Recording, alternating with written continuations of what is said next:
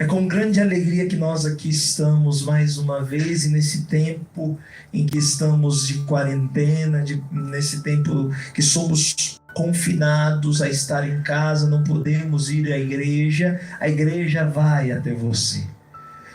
Cada casa, cada lar é uma igreja doméstica, é onde o Senhor reina, é onde o Senhor impera. E nós queremos pegar essas horas da noite, pelo menos estar por quase 2 horas juntos, celebrar a Eucaristia e adorar Jesus. Nós vamos fazer isso todos os dias, para que esse seja um momento realmente de reabastecimento, um momento de encontro pessoal teu com o nosso Senhor Jesus Cristo. Eu vou tentar esmiuçar algumas coisas aqui que pode nos ajudar, vou ver sobretudo no momento da adoração eucarística. Nós estamos falando sobretudo, tematizamos as nossas homilias nesses dias para manifestar e colocar em evidência os frutos da ressurreição. E nós vemos que os frutos da ressurreição, ele coloca em nós uma velocidade, uma rapidez grande em nossos corações, um desejo de anunciá-lo forte, tira de nós o medo, nos enche de uma grande alegria, que não é uma alegria passageira, não é uma alegria fútil, não é uma alegria do mundo, não é uma alegria efêmera que te dá um momento, um gozo de alegria e depois te deixa para baixo, te deixa depressivo, assim como são as alegrias fúteis deste mundo. Nos torna missionários, ardorosos evangelizadores, nos torna adoradores, nos torna capazes de reconhecer e compreender a sua vontade através da paz, que é um dom, uma graça da ressurreição para nós, a paz, a capacidade de responder ao chamado de Deus, aquilo que Ele sonhou, aquilo que Ele desejou para a nossa vida, e nosso coração só se aquieta profundamente a partir do momento que nós nos redobramos à vontade de Deus, e o Senhor nos ajuda a voltar ao primeiro amor, aquele primeiro chamado, e é um pouco isso que acontece com os discípulos. E aqui tem várias interpretações. Tem algumas pessoas que dizem que nesse momento Pedro, ele volta à vida velha, quer voltar à vida antiga junto com os seus, e aqui a gente vê a força da liderança de Pedro, né? No versículo 3 que ele diz: olha, eu vou pescar, os outros também vão contigo, Pedro, né? Tanto nas coisas boas quanto de repente no voltar para trás. Ele é um líder nato. Pedro é uma pessoa que arrasta, tanto é que ele era o patrão, né, da pesca, ele tinha sócios, possivelmente ele era o chefe mor da turma da pescaria, entende? Porém, Santo Agostinho e Santo Tomás de Aquino interpretam que não é um voltar atrás esse de Pedro, até mesmo porque nós já lemos, né, ao longo dessa semana, que Jesus já tinha aparecido aos discípulos, e é isso mesmo que o texto diz no versículo 14: esta foi a terceira vez que Jesus, ressuscitado dos mortos, apareceu aos discípulos. E aqui mostra que Pedro de repente estava necessitado de um troquinho, né? Já não tinha tanta oferta. Aí ele falou: poxa, a única coisa que eu sei fazer é pescar, então vamos voltar para pescar. Era uma simples pescaria, porque aqui se supõe que Pedro já tinha visto Jesus ressuscitado. E o que acontece?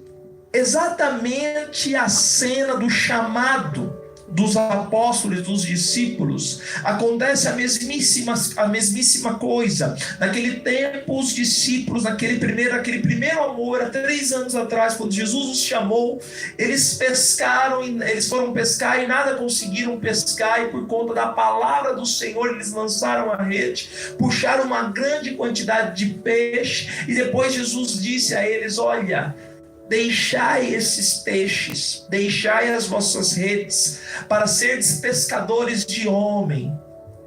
E acontece exatamente a mesma coisa. E esse uma analogia daquilo que é a figura da igreja. O que é o mar? O mar é o mundo. O mar é o mundo a ser desbravado e evangelizado. Quem são os peixes? Os peixes são os homens que precisam ser alcançados pelo Senhor. E quando a Bíblia sublinha 153, aqui tem 2 versões, Tem algum biblista que fala que é uma soma de 10 mais 7, que dá 17. Depois tem uma outra soma. 10 significa totalidade, 7 significa perfeição.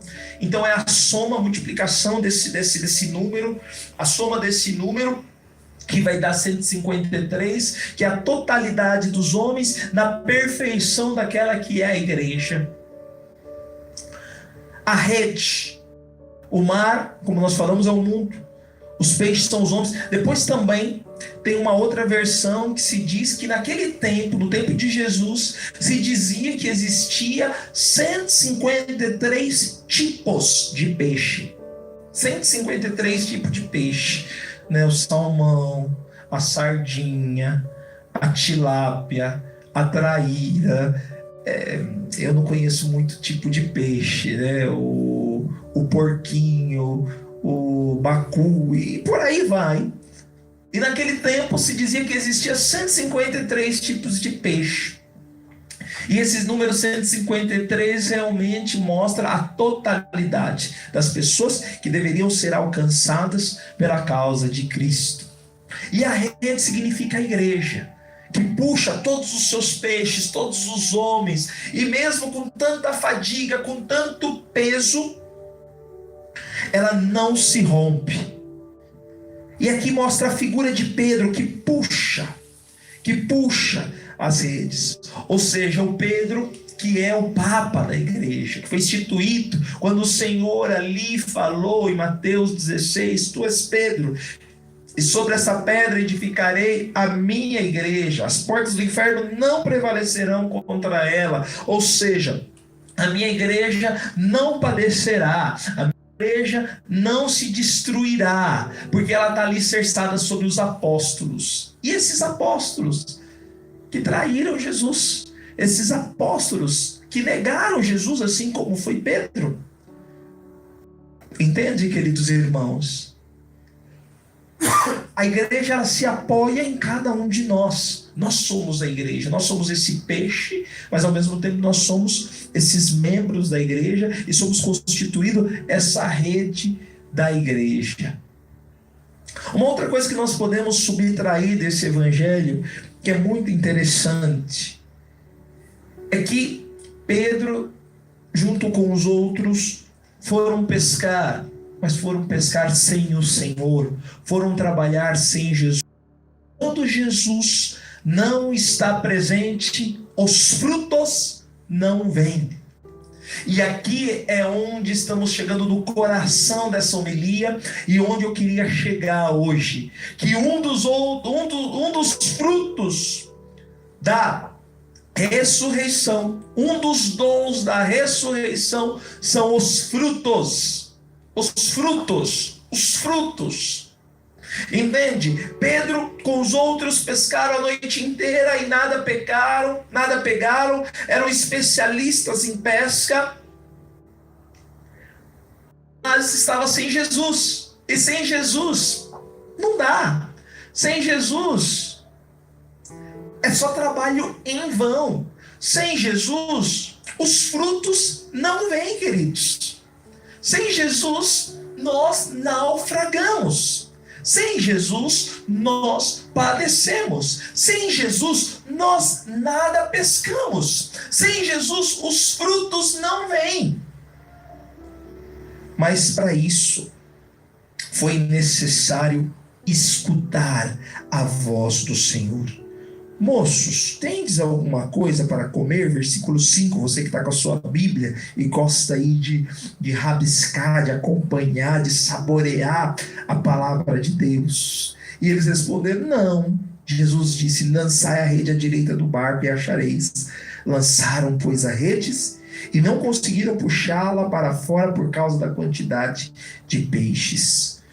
Então, o discípulo a quem Jesus amava, era João, disse a Pedro, Pedro, é o Senhor, é Ele. Lembra, 3 anos atrás? Lembra quando a gente não pescou nada? Lembra do nosso chamado?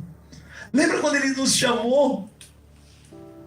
E ali Pedro sabendo que era o Senhor, todo espalhafatoso, todo impulsivo, né? Foi lá, vestiu a roupa e se jogou no mar.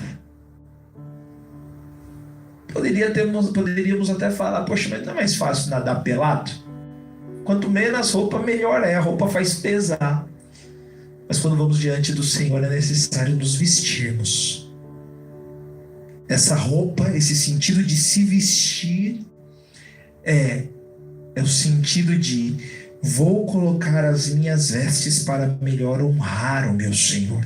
Esse é o sentido do vestir-se. E Pedro, ele se joga. Pedro, ele se atira ao mar, como diz o Evangelho. E os outros discípulos vieram com o barco, arrastando os peixes. Pedro, ele é aquele homem impulsivo, aquele homem que se deixa levar pelo impulso, pelo instinto. Ele não reconhece, mas a partir do momento que um fala que é, ele se joga. E a palavra diz que na verdade eles não estavam nem longe da terra, ele poderia ir até no barco, mas a ânsia do amor, aquele desejo de estar com o Senhor o impulsiona e o faz se jogar, se lançar no mar. Isso que também tem um sentido muito profundo. Esse se lançar no mar em direção a Jesus, o mar que se encontram os peixes, as pessoas a serem resgatadas. Então eu me lanço no mar e vou trazendo os peixes comigo. E vou levando as pessoas para junto de nosso Senhor Jesus. E olha que gostoso. Nosso Senhor Jesus já está assando um peixinho, já está preparando ali a janta. E tem um outro fato importante que Jesus diz: vinde comer. Nenhum dos discípulos se atrevia a perguntar quem era ele, pois sabia o que era Jesus. E tem uma coisa aqui interessante, deixa eu só achar aqui, achei, desculpa, no versículo 10. Jesus disse-lhes: trazei alguns peixinhos que apanhastes também. Qual é o sentido desse braseiro? Desse lugar onde se assava o peixe. Esse braseiro significa o altar. O altar. Traga para o meu altar também as pessoas que vocês anunciaram Cristo. Traga para o meu altar as pessoas que vocês anunciaram a boa nova do Evangelho de Jesus, a minha boa nova. Tragam aqui para mim, para que sejam assados. Aí alguém pode falar: nossa, aí assado? Deus me livre. Não, esse assado significa ser purificado no fogo do amor de nosso Senhor. E depois sermos espessados por Ele, feito em pedaços e dado ao mundo em alimento. O sentido profundo dessa palavra: o Senhor nos converte para sermos também nós e se darem alimento ao povo que está sedento. Por isso que Madre Teresa de Calcutá dizia: deixe que os pobres nos mordam. Nos deixemos triturar por aqueles que nós evangelizamos e consumimos a nossa vida, o nosso ser. Que maravilhoso, que fantástico. Quanta coisa linda tem nesse Evangelho. Se eu ficasse falando aqui, a gente ia falar muita outra coisa. Mas eu não quero me fixar nisso. Mas gostaria daqui a pouco de rezar com vocês diante do Santíssimo Sacramento, para nós analisarmos. Será que Jesus está no nosso barco? Na verdade, eu falei um erro. O barco significa a igreja e a rede, os instrumentos da evangelização. Meu ato apostólico. Será que Jesus está dentro do meu barco, na minha vida? Eu que sou a igreja de Cristo. Será que eu estou dando fruto? Será que eu estou conseguindo pescar peixes? Nós vamos refletir, nós vamos meditar muito sobre isso. Nós vamos olhar para nós, fazermos um exame de consciência profundo diante de Jesus, pedindo a sua luz para nos iluminar, para melhorarmos, para sermos melhores. E como é bonito ver que muita coisa que a gente está rezando aqui, as pessoas estão testemunhando. Olha, Padre, me ajudou, eu me senti curada, eu me senti animada, eu estava assim, de repente com raiva, eu me senti com a paz. Teve pessoas naquela época que a gente falou, olha, vem para a adoração, pega caneta e papel, vamos se organizar. Teve pessoas que falaram, olha, Padre, também falaram para os missionários. Depois daquela adoração, nós conseguimos nos organizar melhor. Tô mais organizado, tô mais disciplinado. Que beleza. Não vamos deixar isso. Não vamos deixar que isso se perca de nós. Entende, queridos irmãos? Isso é muito profundo, isso é muito bonito. Isso é muito significativo. Nós não podemos perder essa graça que Deus está nos concedendo nesse tempo. Quantas pessoas têm falado para nós, falam, nossa, Padre, olha, nesse tempo que a gente está em casa aqui, nosso coração está em paz, eu me sinto forte, me sinto animado, me sinto entusiasmado para evangelizar. Estou rezando todo dia, estou participando da missa todos os dias, estou participando da oração, eu me sinto inflamado, me sinto realmente cheio da graça de Deus. Oh, beleza, que coisa maravilhosa. Entende? Esses dias estou vendo um post que tem o diabinho e Jesus conversando, né? E o diabinho que fala, olha, Jesus, eu fechei todas as tuas igrejas. E o diabinho, e Jesus falou pro diabinho, seu besta, seu tonto, eu que abri uma igreja agora em cada lar. A tua casa é a igreja do Cristo. Eu sei que faz uma falta. Hoje um amigo meu, médico, lá da Itália, falava, Padre, quanta falta faz os sacramentos, pesa. E aí eu tentando consolá-lo, falei, irmão, se ajoelha diante da cruz, né? Faz ali o teu ato, o teu pedido de perdão, o teu ato de contrição perfeito, com nojo do pecado, se esforça para não pecar, para não voltar ao pecado, e Deus vai te perdoar. Deus conhece teu coração, Deus conhece teu desejo da tua alma. Se pudesse fazer confissão por videoconferência, eu seria o primeiro a falar, liga a câmera aí, confessa os pecados que eu te absolvo, mas pode, não dá, precisa ser presencial, né? Mas vai lá com Jesus, vai lá com o Senhor, vale a pena. Comunga espiritualmente, profundamente no teu coração. Deus vai te dar os méritos e vai fazer você gozar dos efeitos dos sacramentos. Mesmo não podendo fazer efetivamente, mas faça afetivamente, no mais profundo da tua alma e no mais profundo do teu coração. Amém. Assim seja.